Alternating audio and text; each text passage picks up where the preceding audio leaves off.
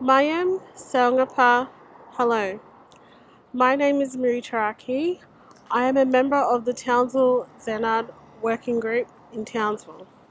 We are working on an online event for the 28th commemoration of the Mabo High Court decision.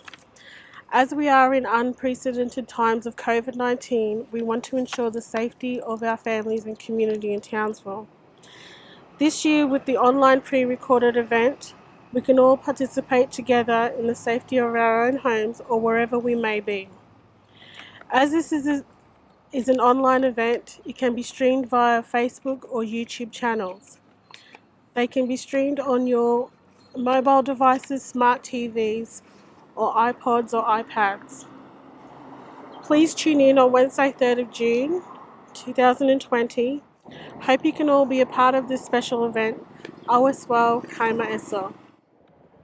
Algon Nabul Naibul, Wogarukuba, Gurumbulbur Yamran, Yindabul Dangare, Naya Naya, Nairi Banaya Milden. Hello and welcome everyone. On behalf of my Wogarukuba people, traditional custodians of Gurumbulbur, Townsville and Yamaran Manadik Island, the place where we're gathering and meeting here today, it's my pleasure to welcome you all here for our Mabo Day celebration. I'd like to acknowledge all my elders, past, present and emerging, and also like to acknowledge our Torres Strait Islander community out there as we gather here today for this special occasion. Thank you.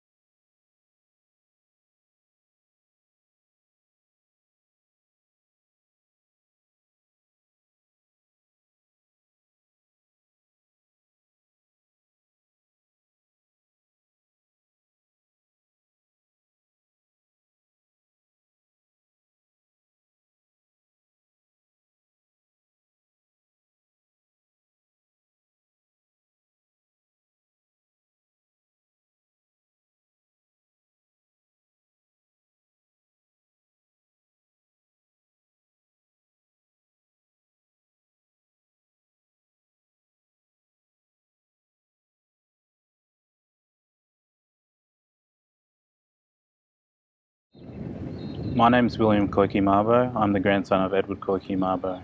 I was born shortly after he passed away in 1992, and Mabo Day for me is a day to reflect on a lot of the trials and the successes of our elder generations. Not just my grandfather's trials and the wider community's fight for native title, but the pushes in recent years for reconciliation and recognition for the South Sea Islander people here in Queensland and New South Wales that my great grandmother had been such a big advocate for. Sadly, she passed away last year, and this will be our first Mabo Day without her. And it's a chance to really remember her and her fight, as well as my grandfather's. Good day to you all. Karanai Francis Tapim. My name is Francis Tapim. I was born in Mer village. Mas village I was born in. My tribe is Dawara tribe. Yellow Townsville. One of the elders were Townsville here, Torres Strait Island the elders. And I want to talk for you about what Mabo days mean to me. Mabo Day mean to me is very important. It's important to me as a Meriamle that I've got native title of land for me. I can do whatever I want to do on land for me. Government can't sell that land for me anymore. And the last can't for me to get permission for me. And that's what it basically means to me. Everybody around the country now, they go for native title with Empla, including the Aboriginal brothers and sisters. But in the beginning there, when I was involved with Mabo, with Brian Key and Cohen, and Naf Gatsai, it was stated then by Brian Key and Cohen that all Meriam people, including Wayar and Dawar, have got that native title. Once we've got it, you have to the islands now to follow suit to find out how they can pursue their own native title. Brian King and Cohen speak for me, it's going to be a complicated matter because everybody now around the country, including the Aboriginal brothers and sisters, are looking for their own native title within their own traditional land. And the fighting government at the stage. But they got to use that native title to suit their own terms, their own needs within that community. Sometimes it's hard, very, very hard. Same as native title law, Maryland. Mabo native title went right through for 10 years. And it's unfortunate that Uncle Koikinabel had the opportunity to look at. But now we can all enjoy that title that was installed for us by Koikipa. And let's use it the best way we know. We want to use them. No, let them government you tell you we want to stamp to use them thing. The title. This title is given for you. It's a unique title. Unique title that's only given to Maryland from the highest court in this country.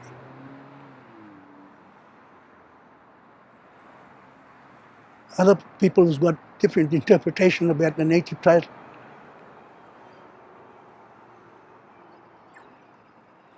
My understanding, my knowledge from Brian Kane Cohen said the native title is given to you, nobody will take it away from you. It's been given to the group of Maryland people, Murray Island people, to enjoy the things that they've done in time immemorial. Make a garden, make a them kind of thing, make them land blue.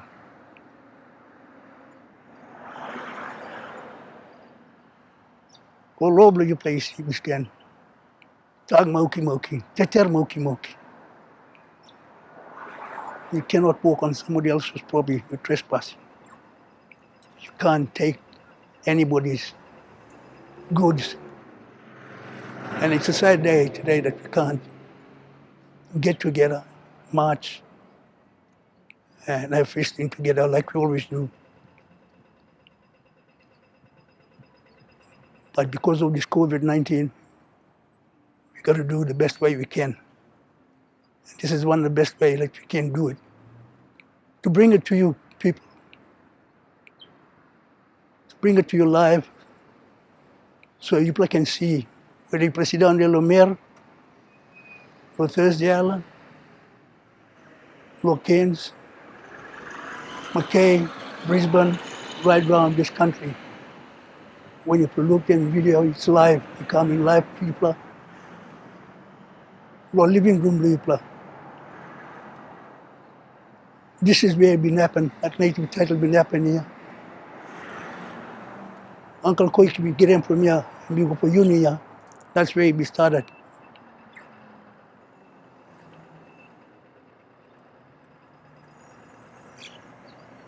So I'm glad that we make it in a video that we can show it back to our people, the people that we can't get them to come to the ceremonies. But at least you stay at home and view it at home. We are a local family group based here in Townsville, and we will perform this dance from Mare Island in the eastern region of the Torres Strait, which the song was composed by our great-great-grandfather, the late Della Mopoli.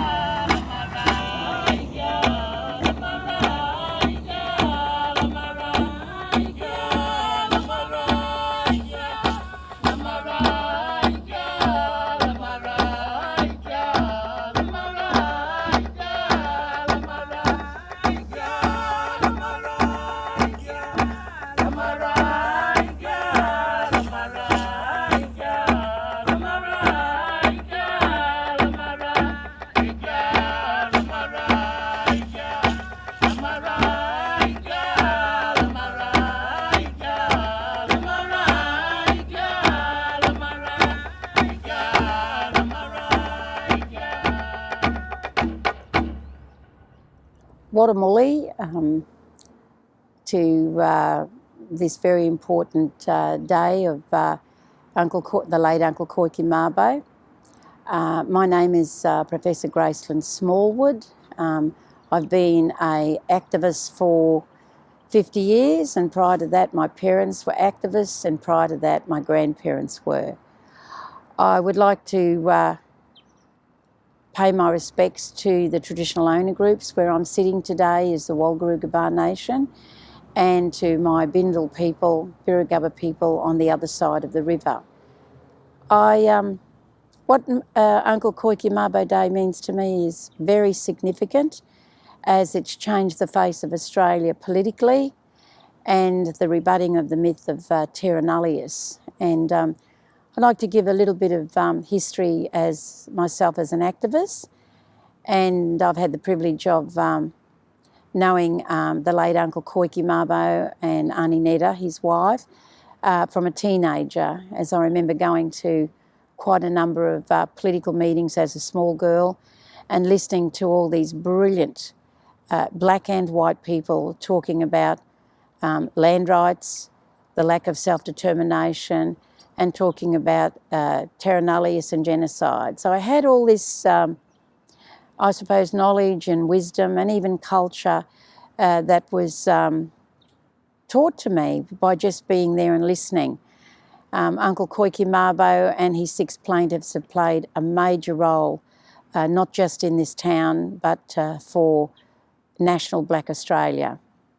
I remember the politicisation of Uncle Koiki pushing for a black community school, which I, as a young woman, totally supported, as I had the privilege of going to America and having a look at First Nations people's schooling over there, and also African American black schooling, where people were made to be proud of their identity and their culture, but also getting that strong Western education. And that's why I, for one, was very supportive. I moved on to university in the 80s, and one of my greatest role model students was Auntie Shireen Malamu, as she was a senior student doing a Bachelor of Education and History. I was quite junior then, and I was doing a BA as well. And we had the most famous lectures, Professor Henry Reynolds, Professor Noel Luce, and at that time, Uncle Eddie was the gardener. And when I did go to university, I regularly seen him, and he made a comment to me one day and said, "Oh, my girl, you're hardly ever in the library. I'm in the library more than you." He said, "You must complete your degree to make your activism much stronger, because that's what you need, so the white man will take notice of you, but also be very proud of your culture." And my parents and grandparents pushed that through. In the 1930s, land rights were fought for in this country, but was unsuccessful. And a black lawyer, a deadly black lawyer called Paul Coe, a political activist, took the Australian government on at the High Court, and it was Coe versus the Crown. And whilst it was unsuccessful, the whole world knew about what was going on in Australia with the big name of terra nullius, meaning unoccupied land. There were lots of demonstrations all over the country, but most importantly in New South Wales, the 10 Embassy of the 4 great men that started a major movement on for the embassy and talking about land rights. And so there was a lead up to all of this, and the difficulty for a deadly brother, Paul Coe, was there was so much Crown land, so many leases, and so much right-wing politics. But black and white people with a social justice consciousness fought, and all the demonstrations here in Queensland, we had the infamous Bjelke-Petersen government of a gerrymander of 38 years, and Much more difficult in Queensland to fight for land rights, to fight for any form of justice. In Townsville alone, when the 1967 referendum was on, Townsville, Toowoomba didn't vote for us to give us some form of constitutional recognition and some form of freedom. And Uncle Koiki, who married Auntie Netta, his lovely wife, and he came and worked in Townsville. And when he got the job as a gardener at the university, he got so much support from the unions, from church groups, from many of our people. But I never once heard him say that he was just fighting for the rights of Torres Strait people or the Torres Strait flag. He was fighting for all Aboriginal and Islander people. My background is Aboriginal, South Sea Islander, and my children are Murray Islander. I remember very clearly that him and his 6 plaintiffs were fighting for the rights for everyone. And we were so thrilled when the 1992 successful case came, the Mabo court case was successful. Uncle Eddie had actually passed away then, as we all know, and his spirit would have been there. And we know that there was also a lot of opposition from the right-wing people. There was a media campaign saying that that black folks in this country were going to take the graziers' land, they were going to take everything and all the Crown land. But it was much easier by the Western law for that case of Mabo versus the Crown to be successful because of the lack of leases, the lack of Crown land being controlled up there, and also what was more interesting, that Uncle Eddie proved of traditional adoption, which was happening not just in Torres Strait families, but all black families, but it was very strong in the Torres Straits. Now, once this billion-dollar media campaign of the right-wing people and the mining companies, it caused a lot of heartache and a lot of problems because Uncle didn't have the whole support of the black nation because our people were very frightened. And so he kept persevering and unfortunately was in the spiritual world when the decision came through. Now, what happened then, the federal government, who was pressured by most of the voters because black Australians are in the minority, they got together after this heavy right-wing political campaign, and the Prime Minister of the day there was John Howe, and pretty sure it was John Howe, but anyway, they went to Parliament and did a 10-point plan and watered down the Mabo sovereignty land rights successful claim.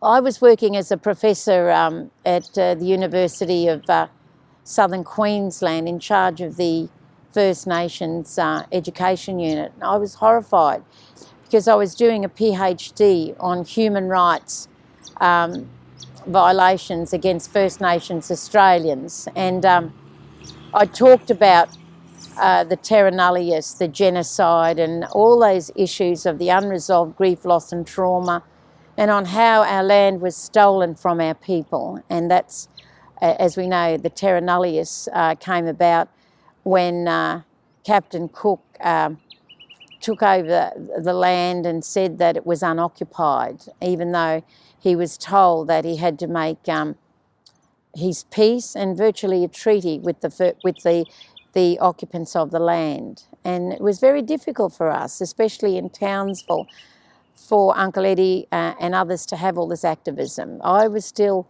quite young then and very supportive of all the activism that went on in the country.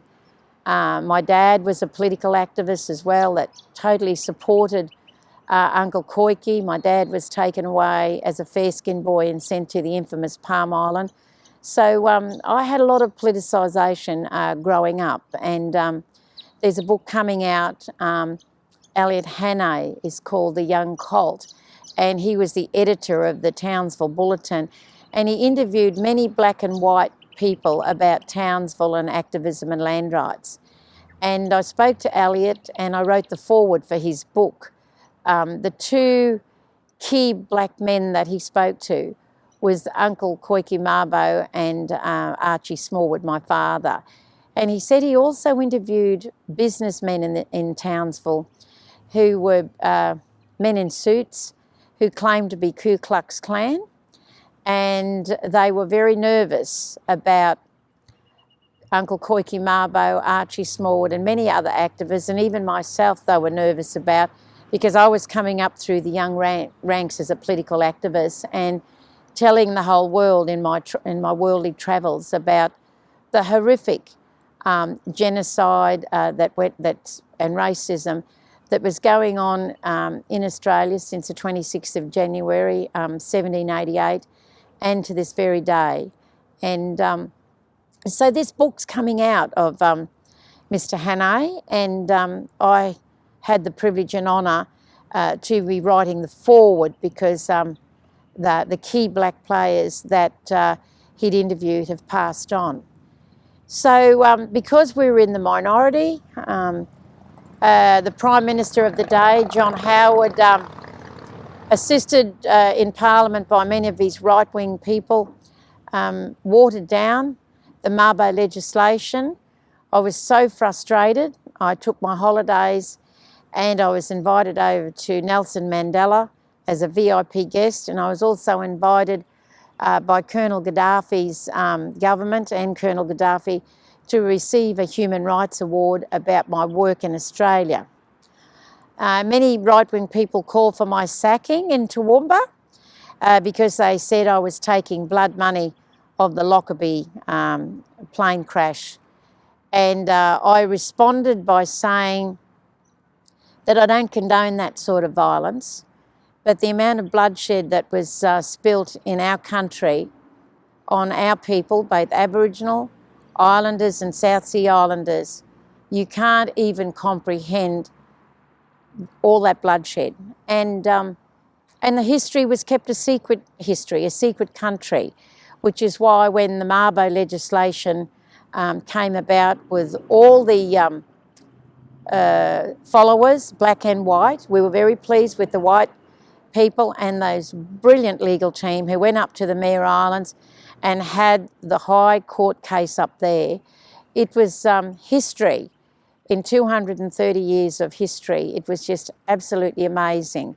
And whilst archaeologists, anthropologists and all the scientific evidence shows that our people have been in this country 80,000 years and are still receiving all the institutional racism, still having all the unresolved grief, loss and trauma, because there's no treaty, there's no Bill of Rights, and sovereignty was watered down after the Mabo legislation.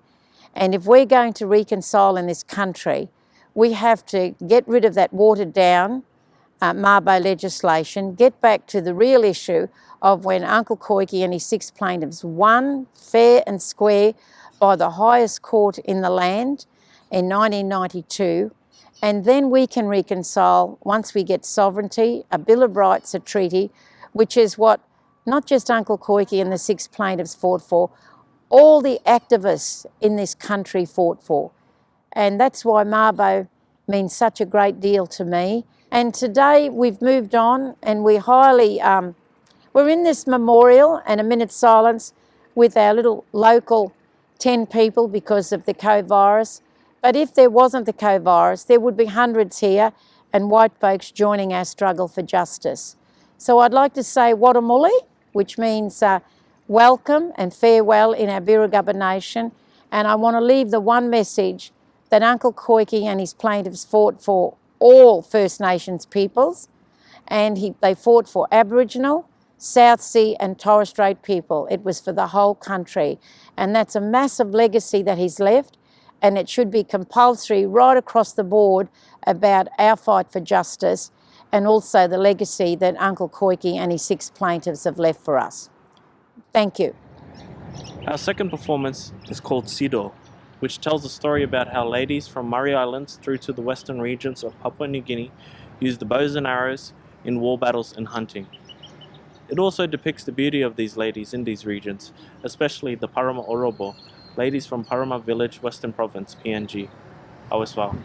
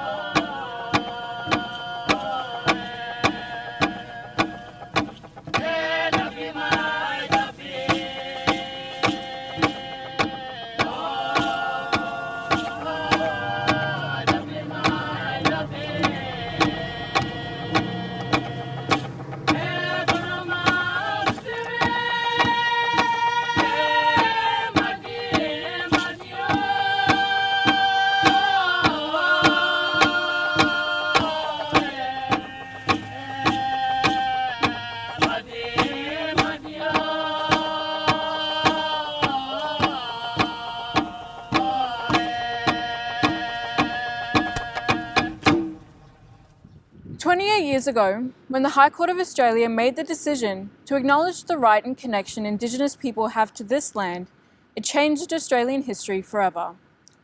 Grandad Eddie Koiki Mabo means a lot to me because when he passed, he left behind a great legacy, which I look up to.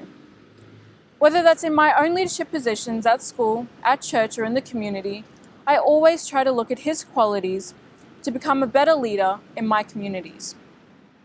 He had a fire and a passion for his cause, and he kept fighting for this right no matter what.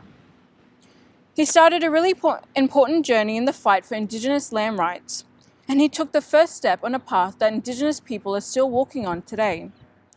He had a determination, and because of his example, I want to find it within myself to become a better leader and to pursue my vision of an Australia where reconciliation is a reality and that we can close the gap between Indigenous and non-Indigenous peoples.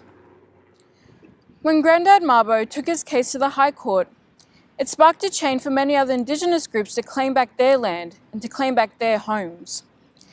There are many important activists who fought for Indigenous rights, and Grandad is one of my favourite leaders who I look up to. He applied himself within the law and used education to create real change in Australia. The fact that he used education to create this change inspires me to do the same. Education has always been valued in my household. My family has always taught me that it is important that I get an education to create better change in this world. I want to learn the law and, like him, fight for my cases with conviction. It allows me to know that through his example I can do the same and that it can be a reality for me. I want to study law also, and Grandad has played a part in my aspirations to pursue being a lawyer.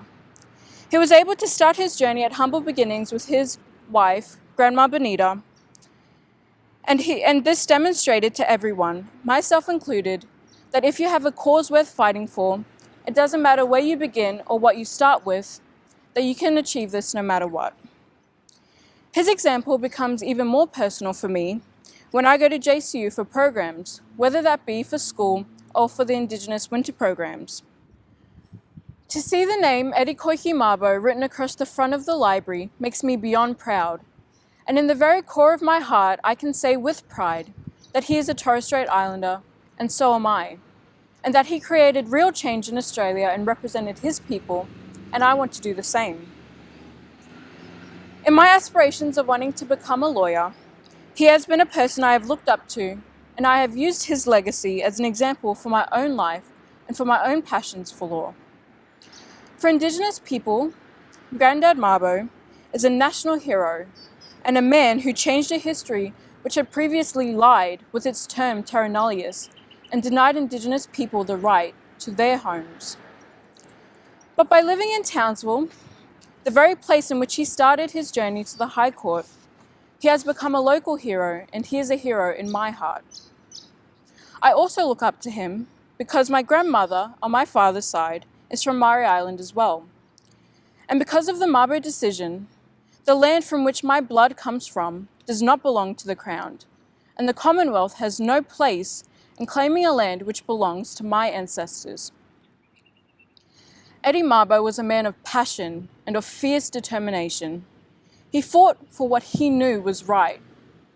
He disproved a long-held lie with terra nullius, and because of his example, I know that there are no barriers, legal, social, or otherwise, that can prevent me from fighting for my causes, the right causes. His case for land rights set a precedent for the generations to follow, mine included. He helped to pave a way for Indigenous peoples to fight for their causes. He helped to pave the way for Indigenous leaders like myself to lead the way in reconciliation for a country whose beginning was founded on broken relationships between the First Nations people and the settlers. He is an example to me because, like him, I can create change. And I can create changes that heal these broken relationships. In my own legal studies, I have seen the pressing need for constitutional recognition for Indigenous peoples and for closing the gap. Grandad's legacy has helped to ignite a fire within myself that inspires me to pursue law and to move this country forward in the spirit of reconciliation. Thank you very much, Eso. The last performance is a dance about the first Gulf cruise liner STV entering the Torres Straits, being pushed by a 6-head Rolls-Royce tugboat at dusk. And as the cruise liner's lights turn on, The islanders describe it as lightning surrounding the ship, Awaswal.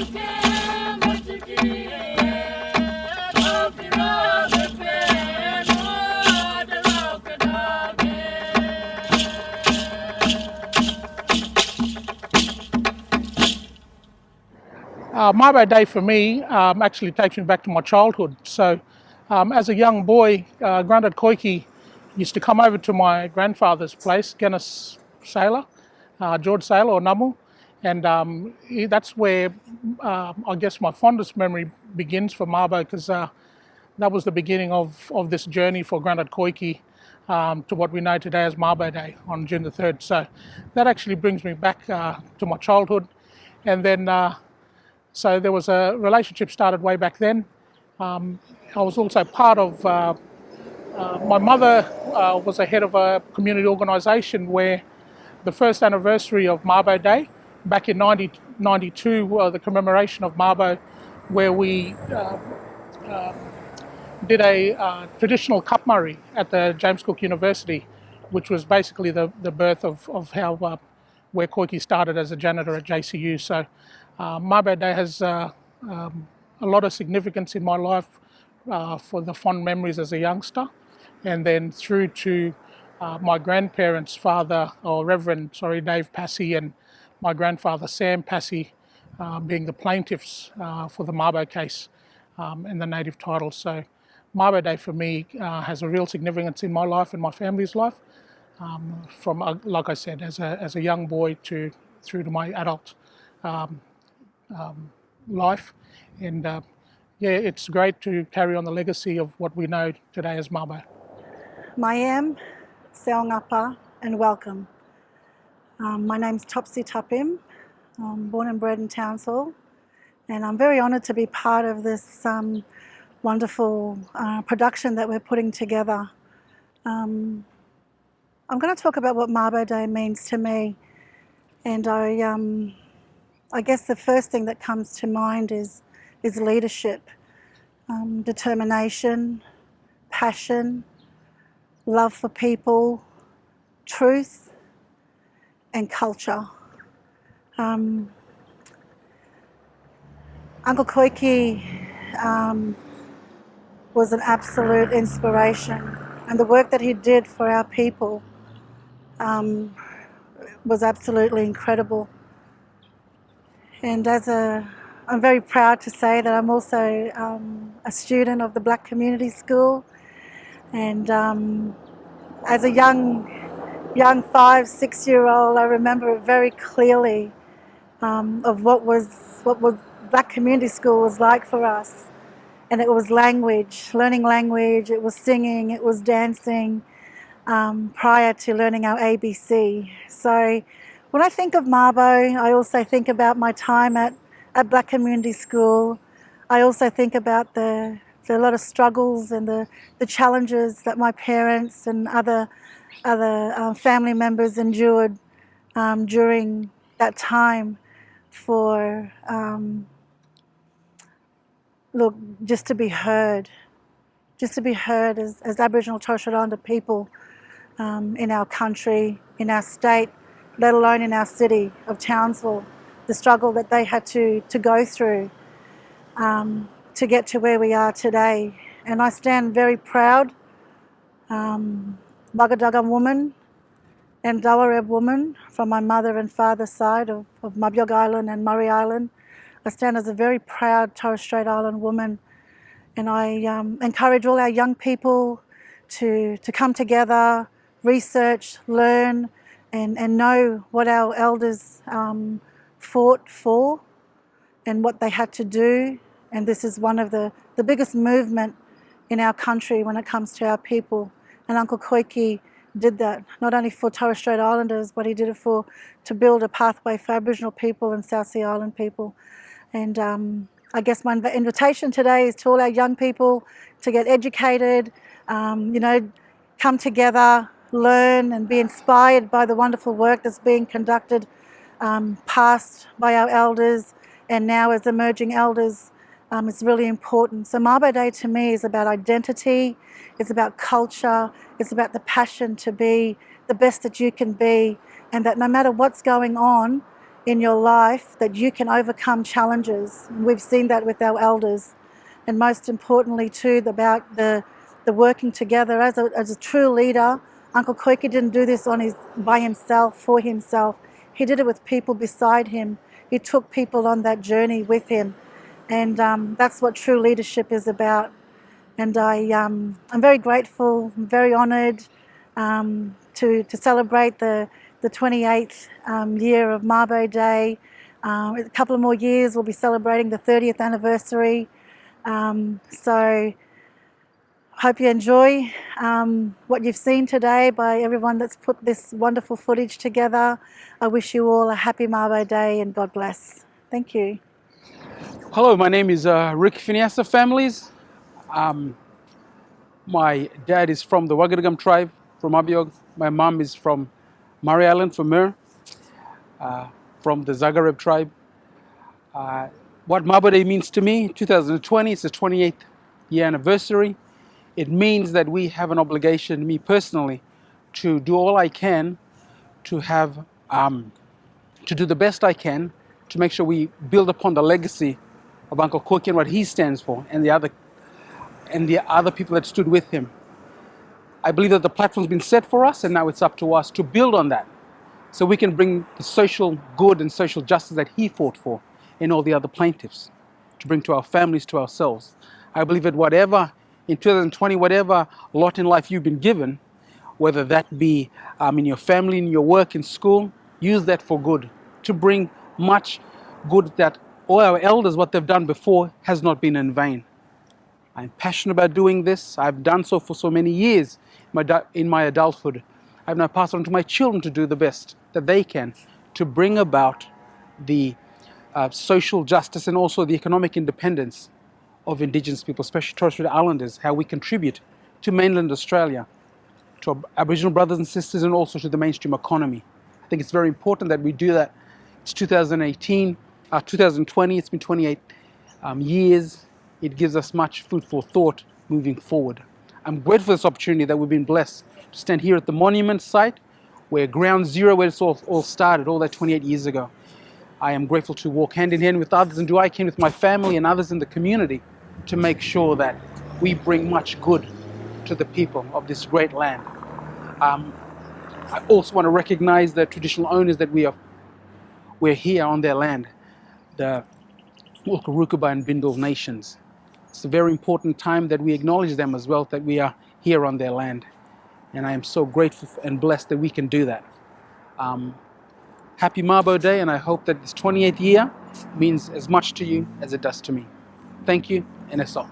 This day reminds me of my grandparents, my forefathers, my grandfathers, my grandmothers, and aunties and uncles who have paved the way for us. And as a little girl growing up in Townsville,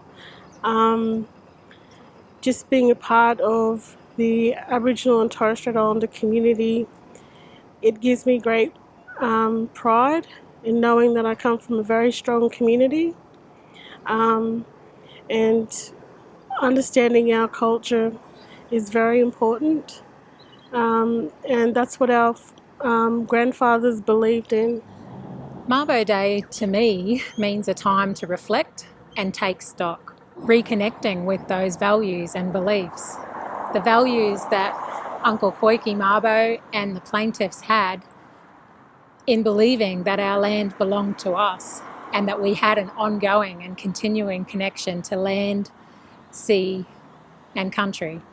It's also a time for our generation to honour our elders and the sacrifices that they've made during their lifetimes and to build upon the legacies that they've left for us so that we can strengthen our connections over each generation.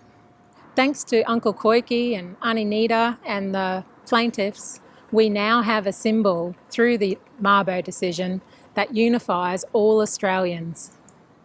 A symbol and an achievement that belongs to us, not the monarchy. And I think that that presents a unifying vision for our future.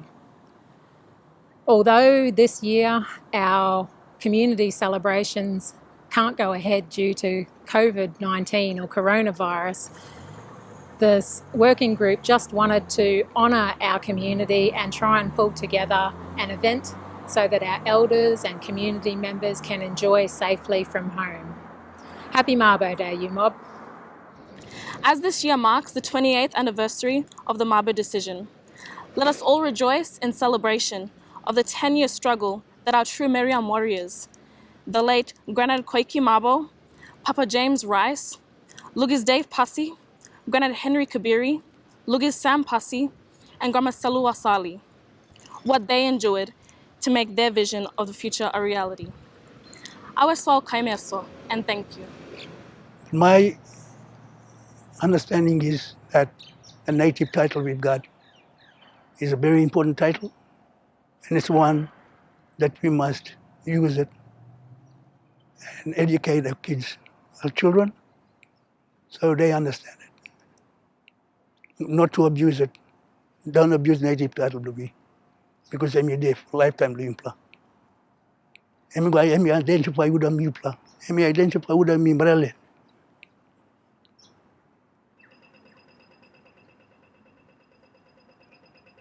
So on behalf of the Torres Strait Island people here in Townsville, I saw you plan. For look me plan, stand up and talk with you plan, and talk with you plan. All them other elders can make it, but I'm here on behalf of all of them to say for you plan. Enjoy your native title. May you have a good day, and we'll see you once again. Yawa Wabin. Goodbye. Ad Wabin Oge. God bless you. As well. Thank you.